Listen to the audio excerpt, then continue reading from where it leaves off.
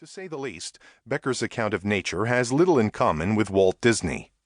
Mother Nature is a brutal bitch, red in tooth and claw, who destroys what she creates.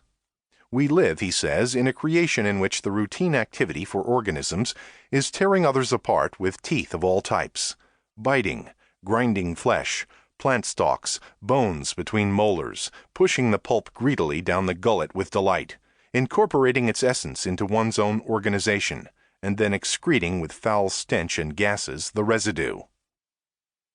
The second strand.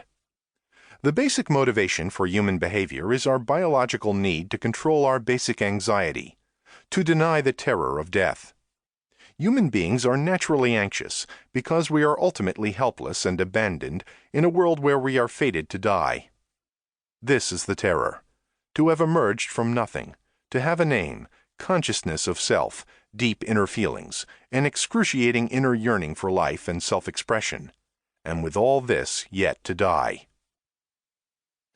Elizabeth Kubler-Ross and Ernest Becker were strange allies in fomenting the cultural revolution that brought death and dying out of the closet. At the same time that Kubler-Ross gave us permission to practice the art of dying gracefully, Becker taught us that awe, fear, and ontological anxiety were natural accompaniments to our contemplation of the fact of death. The third strand. Since the terror of death is so overwhelming, we conspire to keep it unconscious. The vital lie of character is the first line of defense that protects us from the painful awareness of our helplessness. Every child borrows power from adults and creates a personality by introjecting the qualities of the godlike being. If I am like my all-powerful father, I will not die. So long as we stay obediently within the defense mechanisms of our personality, what Wilhelm Reich called character armor, we feel safe and are able to pretend that the world is manageable. But the price we pay is high. We repress our bodies to purchase a soul that time cannot destroy. We sacrifice pleasure to buy immortality. We encapsulate ourselves to avoid death. And life escapes us while we huddle within the defended fortress of character. Society provides the second line of defense against our natural impotence by creating a hero system that allows us to believe that we transcend death by participating in something of lasting worth. We achieve ersatz immortality by sacrificing ourselves to conquer an empire, to build a temple, to write a book, to establish a family, to accumulate a fortune, to further progress and prosperity, to create an information society and global free market.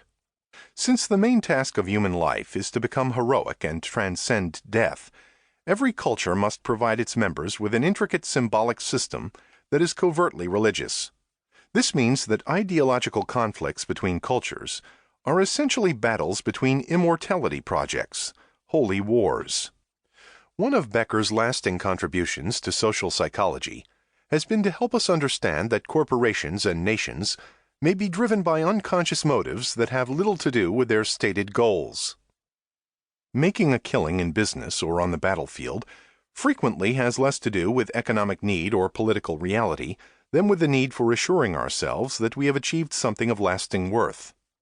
Consider, for instance, the recent war in Vietnam, in which the United States was driven not by any realistic economic or political interest, but by the overwhelming need to defeat atheistic communism.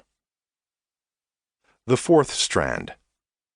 Our heroic projects that are aimed at destroying evil have the paradoxical effect of bringing more evil into the world. Human conflicts are life and death struggles. My gods against your gods. My immortality project against your immortality project. The root of humanly caused evil is not man's animal nature, not territorial aggression or innate selfishness, but our need to gain self-esteem, deny our mortality, and achieve a heroic self-image. Our desire for the best is the cause of the worst.